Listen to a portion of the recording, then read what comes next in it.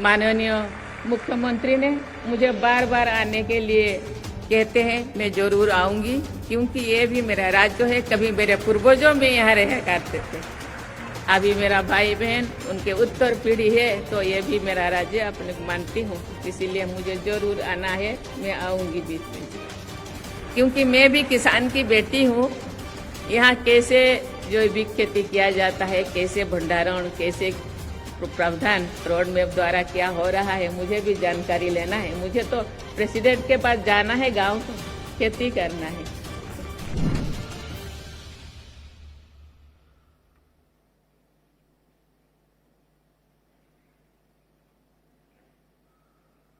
बिहार के राज्यपाल श्री राजेंद्र विश्वनाथ आर्लेकर जी, मुख्यमंत्री आदरणीय श्री नीतीश कुमार जी, उप मुख्यमंत्री आदरणीय श्री तेजस्वी प्रसाद यादव जी, विधानसभा के अध्यक्ष श्री उद्धव बिहारी चौधरी जी, कृषि मंत्री श्री कुमार सर्वजित जी, उपस्थित मंत्रीगण, सांसदगण और विधायकगण, अन्य गणमान्य अतिथियों, किसान भाइयों और बहनों, देवियों और स्वजनों, सभी को मेरा नमस्कार। आज बिहार के चतुर्थ कृषि रोड मैप के शुभारंभ के अवसर पर आप सबके बीच उपस्थित होकर मुझे हार्दिक प्रसन्नता हो रही है। राष्ट्रपति के रूप में भले ही ये राज्य की मेरी पहली यात्रा है, मैं बिहार के लोगों और यहाँ की संस्कृति से भली भांति परिचित हूँ। पड़ोसी राज्य झारखंड के राज्यपाल पद के दायित्व का करीब 6 वर्षों तक निर्वहन करते हुए मैंने बिहार की संस्कृति और जीवन शैली को करीब से जाना और महसूस भी किया। मेरा गृह राज्य ओडिशा भी ऐतिहासिक रूप से बिहार से ही जुड़ा हुआ है, इसीलिए मुझे लगता है कि मैं भी अपने आप को बिहारी कह सकती हूँ।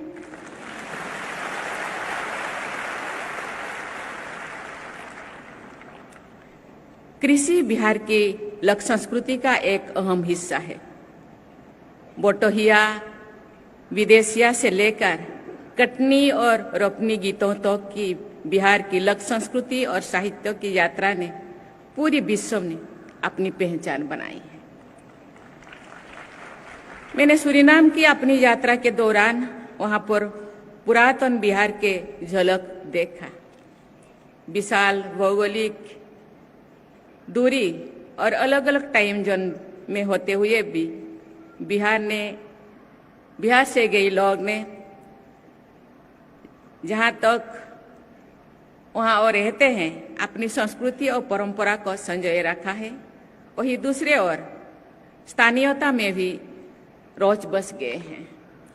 देवियों और स्वजनों, बिहार की सभ्यता विश्व की प्राचीनतम सभ्यताओं में से एक है। हम सब जानते हैं कि मानव सभ्यता के विकास और कृषि के बीच घनिष्ठ संबंध रहा है। कृषि बिहार की अर्थव्यवस्था का आधार है। कृषि और संबंध क्षेत्रों में न केवल राज्य का लगभग आधा कार्यबल लगा हुआ है, बल्कि राज्य की जीडीपी में भी इसका अहम योगदान है। इस प्रदेश की उन्नति के लिए कृषि क्षेत्र का सर्वांगीण विकास अत्यंत आवश्यक है। ये प्रसन्नता की बात है कि बिहार सरकार वर्ष 2008 से ही कृषि रोड मैप का क्रियान्वयन कर रही है। मुझे ये जानकर खुशी हो रही है कि पिछले 3 कृषि रोड मैप के क्रियान्वयन के फलस्वरूप राज्य में धान, गेहूं और मक्का की उत्पादकता लगभग दुगनी हुई है। साथ ही बिहार मशरूम, शहद, मखाना और मछली उत्पादन में भी अग्रणी राज्यों में शामिल हो गई है। 4th कृषि रोड मैप का शुभारंभ इस प्रयास को और आगे बढ़ाने की दिशा में महत्वपूर्ण कदम है। मुझे ये बताया गया है कि इस कृषि रोड मैप के अंतर्गत आगामी 5 वर्षों में फसलों के विविधीकरण, बेहतर सिंचाई सुविधा, भूमि और जल संग्रहण, बीज उत्पादन में आत्मनिर्भरता, जलवायु अनुकूल कृषि, फसल अवशेष प्रबंधन, पशु स्वास्थ्य प्रबंधन, भंडारण की सुविधा का विकास जैसे विषयों पर बल दिया जाएगा। देवियों और स्वजनों, बिहार के किसान भाई बहन खेती में नए नए प्रयोगों को आजमाने और अपनाने के लिए जाने जाते हैं। यही वजह है कि नोबेल पुरस्कार से सम्मानित एक अर्थशास्त्री ने नालंदा के किसानों को ग्रेटर देन साइंटिस्ट कहा था। ये बहुत ही प्रसन्नता की बात है कि आधुनिक पद्धति को अपनाने हेतु यहाँ के किसानों ने कृषि एक परंपरागत तरीके को, अनाज की किस्मों को बचाए रखा है। ये आधुनिकता के साथ परंपरा के सामंजस्य का अच्छा उदाहरण है। शायद इसी कृषि संस्कृति को पहचान कर वर्ष 1905 में भारत का पहला कृषि अनुसंधान केंद्र बिहार के पूसा नामक जगह पर स्थापित किया गया है। आज जैविक उत्पादन की मांग देश विदेश में तेजी से बढ़ रही है। बिहार के किसान भाई बहनों को इसका लाभ उठाना चाहिए। जैविक खेती के एक और जहां कृषि की लागत को कम करने का पर्यावरण संरक्षण और सहायक है, वहीं दूसरी ओर ये किसानों की आय को बढ़ाने और लोगों को पोषण युक्त भोजन उपलब्ध कराने में भी सक्षम है। मुझे खुशी है कि बिहार सरकार ने जैविक खेती के लिए गंगा किनारे के जिले में जैविक कॉरिडोर बनाया है। जैविक कृषि और पर्यावरण संरक्षण में खेती और पशुपालन के बीच एक दूसरे को लाभान्वित करने का पारंपरिक संबंध बहुत लाभकारी है। खेती के अवशिष्ट यानी वेस्ट और खरपतवार पशुओं के लिए उत्तम चारा होता है। पशुओं का गोबर भी जैविक खाद के काम करता है। बिहार में अधिकांश किसान सीमांत किसान हैं। उनके लिए आधुनिक यंत्रों का उपयोग आर्थिक दृष्टि से व्यवहारिक नहीं होता है। अतः कृषि और पशुपालन का एक दूसरे के पूरक के रूप में प्रयोग किसानों को आर्थिक रूप से सबल बनाने की दिशा में महत्वपूर्ण है। ग्लोबल वार्मिंग और जलवायु परिवर्तन एक वैश्विक समस्या है। ये पूरी मानवता के अस्तित्व के लिए संकट है, लेकिन इसका सबसे ज्यादा प्रभाव गरीब और वंचित लोगों पर पड़ता है। मुझे बताया गया है कि हाल के वर्षों में बिहार में बहुत कम बारिश हुई है। बिहार एक जल संपन्न राज्य माना जाता रहा है। नदियां और तालाब इस राज्य की पहचान रही है। इस पहचान को बनाए रखने के लिए जल संरक्षण पर ध्यान देना अत्यंत आवश्यक है। मेरी राय है कि जलवायु परिवर्तन की चुनौती से निपटने में क्लाइमेट रेजिलिएंट एग्रीकल्चर महत्वपूर्ण भूमिका निभा सकता है। वर्तमान कृषि पैटर्न में बदलाव लाकर बायोडायवर्सिटी को बढ़ावा दिया जा सकता है। जल स्रोतों का दोहन कम किया जा सकता है। मिट्टी की उर्वरता का संरक्षण किया जा सकता है और सबसे बढ़कर लोगों की थाली में संतुलित भोजन पहुंचाया जा सकता है। मुझे ये जानकर प्रसन्नता हो रही है कि बिहार की एक प्रमुख फसल मक्के से इथेनॉल का उत्पादन किया जा रहा है। फसिल फ्यूल पर निर्भरता को कम करने, पर्यावरण संरक्षण और देश की ऊर्जा सुरक्षा की दिशा में ये एक महत्वपूर्ण कदम है।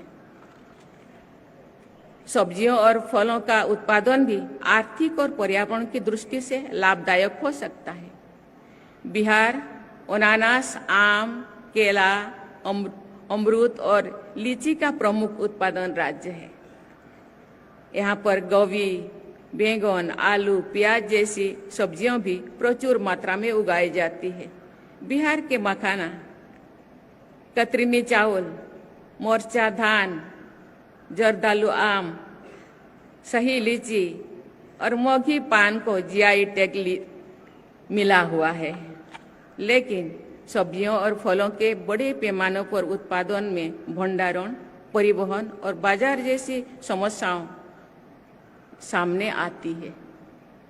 उचित भंडारण,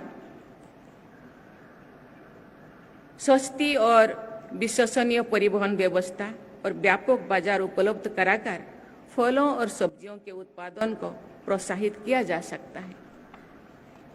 मुझे खुशी है कि चतुर्थ कृषि रोड मैप के प्रोसेसिंग यूनिट्स बनाने, मेगा फूड पार्क स्थापित करने और एक्सपोर्ट इंफ्रास्ट्रक्चर विकसित करने जैसे प्रावधान है। देवी और स्वजनों, बिहार भगवान बुद्ध और अशोक की धरती है। उन्होंने संपूर्ण मानवता को शांति और सद्भाव का पाठ पढ़ाया है। आप इस पावन धरती के वासी हैं, इसीलिए आपसे ये अपेक्षा की जाती है कि आप एक ऐसी समाज का आदर्श प्रस्तुत करें जिसमें द्वेष और कलह की कोई गुंजाइश नहीं होना चाहिए। विकसित भारत के सपने को पूरा करने में इस प्रदेश का योगदान अत्यंत महत्वपूर्ण है, लेकिन इस सपने को सच्चाई से बदलने के लिए हमें मानव निर्मित संकीर्णताओं से बाहर निकालना होगा। बिहार को एक विकसित राज्य बनाने के लिए समेकित विकास के अलावा कोई विकल्प नहीं है। राज्य के नीति निर्माताओं और जनता को बिहार की प्रगति के लिए एक रोड मैप निर्धारित करना होगा और उस पर चलना होगा। ये बहुत ही प्रसन्नता की बात है कि कृषि रोड मैप का क्रियान्वयन किया जा रहा है। मुझे और अधिक खुशी होगी जो बिहार विकास के हर मानक पर रोड मैप बनाकर लगातार प्रगति के पथ पर बढ़ता दिखाई दे, क्योंकि ये भी मेरा राज्य है। मैं अपना राज्य मानती हूँ बिहार को। माननीय मुख्यमंत्री ने मुझे बार बार आने के लिए कहते हैं, मैं जरूर आऊंगी, क्योंकि ये भी मेरा राज्य है। कभी मेरे पूर्वजों में यहाँ रहा करते थे, अभी मेरा भाई बहन उनके उत्तर पीढ़ी है, तो ये भी मेरा राज्य अपने मानती हूँ। इसीलिए मुझे जरूर आना है, मैं आऊंगी बीच बीच में, क्योंकि मैं भी किसान की बेटी हूँ। यहाँ कैसे जैविक खेती किया जाता है, कैसे भंडारण, कैसे प्रावधान रोड मैप द्वारा क्या हो रहा है, मुझे भी जानकारी लेना है। मुझे तो प्रेसिडेंट के पास जाना है, गांव को खेती करना है।